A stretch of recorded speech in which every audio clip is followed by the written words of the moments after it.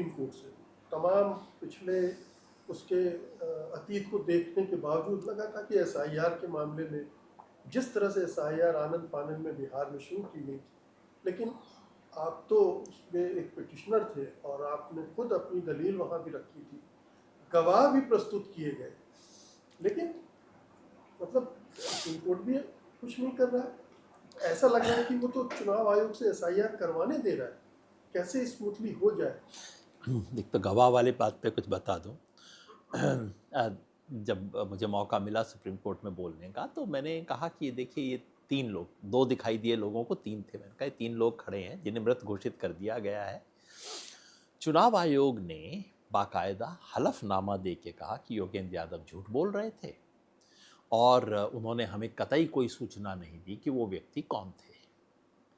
मैंने फिर हलफनामा दे के सुप्रीम कोर्ट में बताया कैसे मैंने, चुनाव आयोग ने व्हाट्सएप पे प्रश्न मेरे से पूछा था, उसी दिन शाम को 40 मिनट के भीतर मैंने उनको व्हाट्सएप पे जवाब दे के उन लोगों की डिटेल्स दे दिए थे। और कैसे एक बार नहीं, फिर मैंने कहा 5 बार ये जवाब चुनाव आयोग को मिला था। पहली बार मैंने व्हाट्सएप पे दिया था, दूसरी बार उससे अगले दिन एक मीडिया ने इंटरव्यू किया था, रेड माइक ने, जिसमें उस व्यक्ति का इंटरव्यू है जहां वो अपना गांव का नाम सब कुछ बता रहा है। तीसरी बार ये हमने एक अखबार में खबर छपी।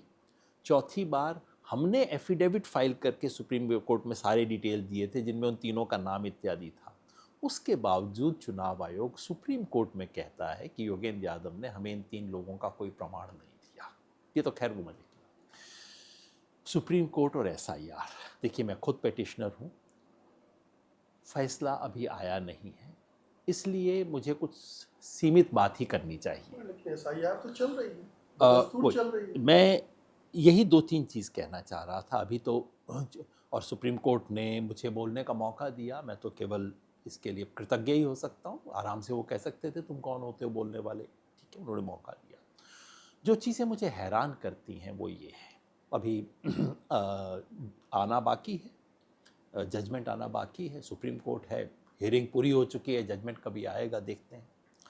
पहली चीज़, जब पहली बार ये मामला वेकेशन बेंच के सामने 10 जुलाई को आया, उस दिन 4 घंटा हियरिंग हुई। दोनों जजेस ने कहा बाकी सब चीज़ें अलग हैं, नंबर 1 आप आधार को ना नहीं कर सकते, आधार ही नहीं, तब उन्होंने 3 चीज़ें कही थी, आधार को, राशन कार्ड को, इलेक्शन कमीशन के कार्ड को आप ना नहीं कर सकते। नंबर 2 इतने आनन फानन में क्यों कर रहे हो, इसको अलग करो। और तीसरा उन्होंने कहा था नागरिकता की जांच करना आपका काम नहीं है। तीनों बातें बिल्कुल स्पष्ट रूप से दोनों जजेस ने कोर्ट में कही। आदेश क्या था? चुनाव आयोग इस सुझाव पर विचार करे कि वो आधार को शामिल करना चाहता है या नहीं। मैं तो इतनी कोर्ट की चीज़ों से वाकिफ़ नहीं हूँ, मुझे हैरानी हुई कि आप बात एक कह रहे हैं, आदेश आपका दूसरी चीज़ कह रहा है। चलिए, लोगों ने कहा वेकेशन बेंच है, हो सकता है वेकेशन बेंच इसलिए काफ़ी संयमित होकर अपनी बात कह रही है, संभव है। फिर मेन बेंच के सामने आया जिसमें माननीय सूर्यकांत जी, जो अब पहले नहीं थे अब सीजेआई बन गए हैं, और माननीय जस्टिस बागची, दोनों के सामने मामला आया। सुनवाई हुई, अगस्त के महीने में जम के सुनवाई हो गई। अभी बिहार का चुनाव होने में 2 महीना बाकी था। फिर पता नहीं क्या हुआ, 13-14 अगस्त की हियरिंग में जज साहब ने कहा हाँ हाँ आपका पक्ष तो आ गया, इनका बाद में सुनेंगे, आप बताइए आपको प्रॉब्लम क्या है। तो जो एसआईआर की संवैधानिकता पर जो बहस थी, जो केस था, हमारा केस क्या था कि असंवैधानिक है, इसको खारिज किया जाए। कोर्ट कह सकता था नहीं संवैधानिक है, कोर्ट कह सकता था असंवैधानिक है, जो भी था। और हमने कहा बिहार चुनाव होने वाला है, 65 लाख नाम कट चुके हैं, कृपया इसको रोकिए। मैं नहीं कहता मेरे कहने से कोर्ट रोक दे, कोर्ट कह सकता था नहीं हम सहमत नहीं है आपकी बात से, कोर्ट का अपना विवेक है। वो करने की बजाय वो अब पंचायत बन गई। उसके बाद से 6 हियरिंग पंचायती पे होती रही कि अच्छा तुम्हें प्रॉब्लम क्या है, अच्छा ये, अरे भाई इनका ठीक कर दो ना, अच्छा ये दिक्कत है, अरे भाई एडजस्ट कर लो ना, नहीं नहीं ये तो आपको कुछ करना होगा, नहीं नहीं ये बेकार की बात है। तो वो एकदम ग्रीवेंस रिड्रेसल फोरम बन गया, जो था नहीं। कोई सुप्रीम कोर्ट के सामने हम नहीं गए थे ग्रीवेंस रिड्रेसल करवाने के लिए, गए थे हम असंवैधानिकता और संवैधानिकता पे फैसला करवाने के लिए। वो ग्रीवेंस रिड्रेसल का कोर्ट बन गया। हमने बार बार कहा चुनाव आने वाले हैं बिहार में, अच्छा आने वाले हैं तो बताइए ना, आपको दिक्कत क्या है, कोई दिक्कत हो आप हमें बताइए। तो कहीं अनकहे, बिना घोषित हुए, पता नहीं क्या हुआ, ये हो गया कि एसआईआर तो होगा, अब उसमें कोई समस्या छोटी बड़ी है तो बताइए, हम उसकी समस्या दूर करवा देंगे। तो मुझे कोर्ट में खड़े होके लगा कि बिना घोषित हुए फैसला तो हो गया, बिहार का चुनाव हो गया, उसके बाद बाकी देश में एसआईआर घोषित हो गया।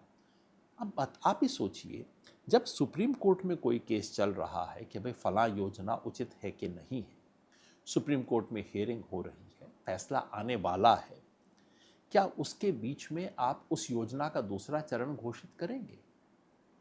किया तो कहीं ना कहीं चुनाव आयोग आश्वस्त था कि हमें रोका नहीं जाएगा। और उसके बाद जब ये हियरिंग चल रही है, हाँ इसकी हियरिंग पूरी हो चुकी है, अभी फैसला आना बाकी है, संवैधानिक है या नहीं है इस पर सुप्रीम कोर्ट ने अपना मत नहीं दिया है। लेकिन बंगाल की हियरिंग होती है और उस बंगाल की हियरिंग में माननीय सर्वोच्च न्यायालय के मुख्य न्यायाधीश कहते हैं कोई भी एसआईआर को रोकने की कोशिश न करें। मतलब आपने तो फैसला दे दिया, फैसला तो हो गया, ये कैसे हो सकता है? तो एक कोर्ट के सामने एक पेटिशनर के तौर पे मेरा हक नहीं है कि कोर्ट मेरी बात माने, मगर इतना तो हक है कि कोई फैसला दिया जाए, इतना तो हक है कि आपका फैसला देने से पहले चीजें ना हो जाए। तो ये जो हो रहा है मुझे तो विचित्र लगता है। अब बाकी इस पे मैं क्या टिप्पणी करूं? मैं तो जैसे मैंने कहा, मैं तो कृतज्ञ ही हो सकता हूं कि उन्होंने हमारे जैसे लोगों की बात को सुन लिया। लेकिन क्या वो सुनवाई भी एक पाखंड हो सकती अब वो है। ठीक है, चलो तो कई उनको भी सुन लो तो थोड़ा अ, आगे बढ़ने में आसानी हो जाएगी। कुछ लोगों ने ऐसा कहा, मैं तो कोर्ट कचहरी के कायदे जानता नहीं हूँ, लेकिन जिस दिन मुझे बहुत प्यार से सुना गया और उसके बाद मेरी पीठ थपथपाई गई, तो एक वकील मित्र ने कहा कि अब तुम्हारा केस गया। तो सार्वजनिक रूप से तुम्हारी प्रशंसा का मतलब है कि अब तुम्हारा केस तो हार गए तुम लोग।